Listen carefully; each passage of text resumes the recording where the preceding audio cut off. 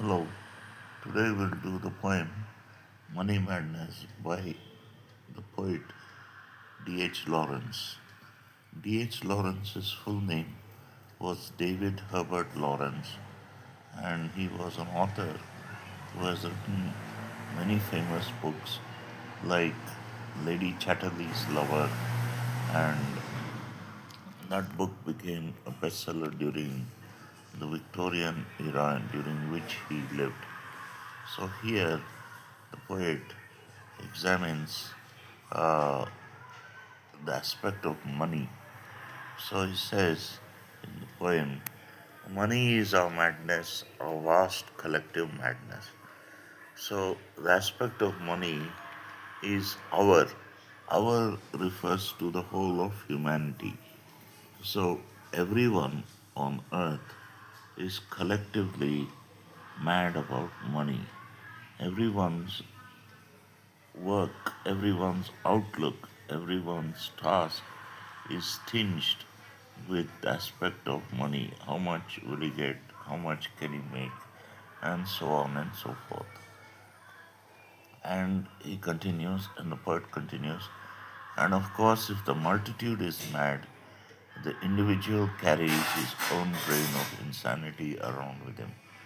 So, if the multitude, if the many people on earth are mad, then each individual should carry his own small grain of insanity around with him in his mind. So, whatever he does, wherever he goes, uh, the aspect of money tinges his outlook and his mind and his behavior. So, I doubt, says the poet, I doubt if any man living hands out a pound note without a pang. So the poet says that if any, he doubts if any man on earth lends an amount of a pound is equivalent to 100 rupees. So he doubts if any living man hands out a pound note without a pang. A pang is a feeling of pain. So money is lent or money is borrowed with a feeling of pain. It is a physical pain that the lender feels, and real tremor if he hands out a 10 pound note. If the lender lends out a higher amount of money, like a 10 pound note, 10 pounds is equivalent to 1,000 rupees. So if he lends out 1,000 rupees, then he feels a real tremor. That is, his hands tremble when he lends out the money because he is afraid of not being repaid. So the pleasure associated with having money or spending money or getting money is replaced by a fear of not being repaid. So the lender's hands tremble and he feels a physical hurt. We quail, money makes us quail. So we bow down discouraged, we bow down disheartened at the thought of money. Money makes us quail. It has got us down. So it has made us feel uh, weak because we can never have enough of money. We grovel before it in strange terror. In fact, says the poet, we are afraid, we are terrified of money, and this is strange, says the poet. And no wonder, for money has a fearful, cruel power among men.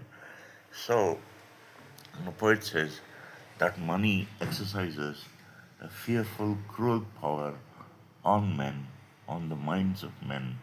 And this is because, according to another thinker, that ancient man engaged in systems of trade where money was lent and money was uh, borrowed, and ancient man traded. And if the borrower did not return the sum that was borrowed by him, then the lender would have rights to strip off a pound of flesh, to boil the borrower in oil, to boil the borrower in wine, smear the borrower with honey and expose him to the flies in the hot sun, and indeed exercise all sorts of cruelty on the borrower. So that aspect of ancient man has survived in us, just as the ability to feel hunger, thirst, and other such instincts have survived in us. So it exists in our psyche, and so today money exercises a fearful, cruel power among men. But the poet says it is not money we're so terrified of.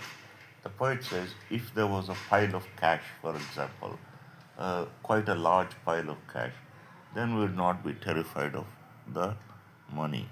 So, what is it we are afraid of? The poet says it is a collective money madness of mankind. So, it is the way that others feel about money. It is the way that men feel about money that uh, so makes him feel so scared. For mankind says with one voice, how much is he worth? So everyone together looks upon his or her neighbor with one point of view, that is, how much is he worth? They gauge him, they measure him by the amount of money he has. Has he no money?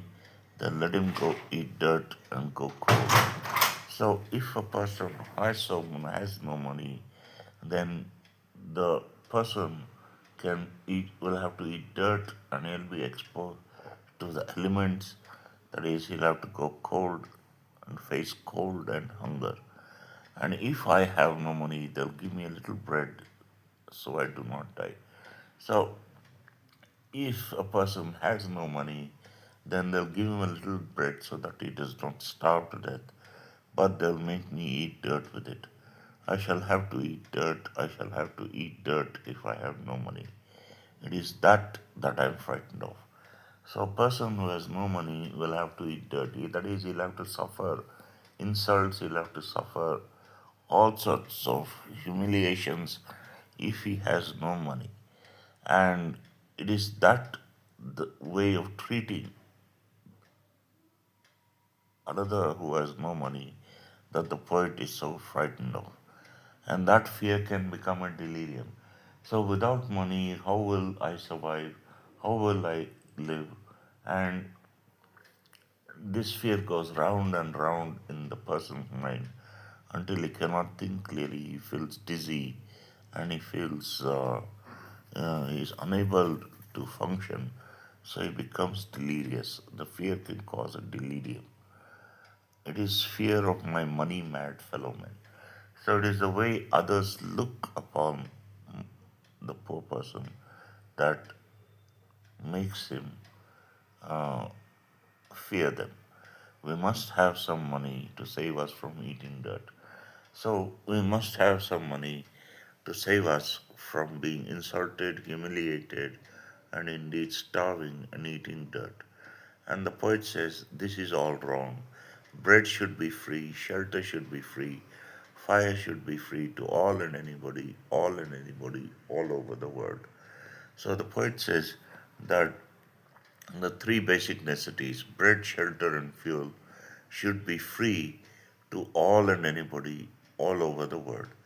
So, money is required in order to supply ourselves with bread, shelter, and fire to keep out the cold. Fire means fuel to keep out the cold.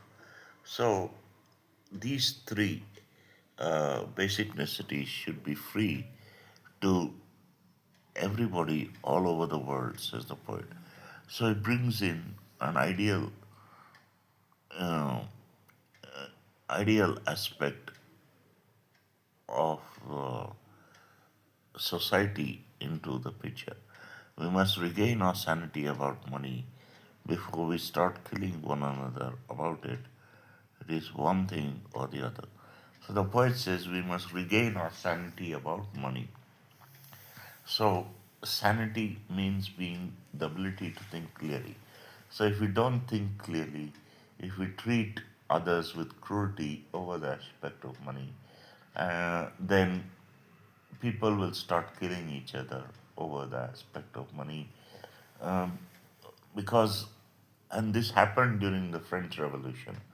During the French Revolution, the French aristocracy treated the common people of France with a great deal of mercilessness. They made the common people, the peasants, grow all the crops. They took away the crops, taxed the peasants 300% on the crops they'd grown, and the peasants were starving. They were living in dirt poor conditions. So they stormed the palaces of France and executed all the aristocracy.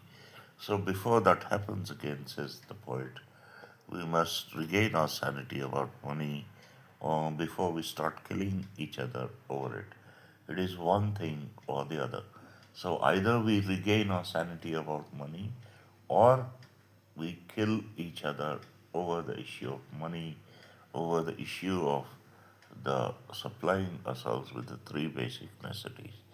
So this is the poem Money Madness by the poet D.H. Lawrence, and this poem is included in the current, that is in 2025, the current textbook of English, and current textbook, current first PU textbook of English of Karnataka state.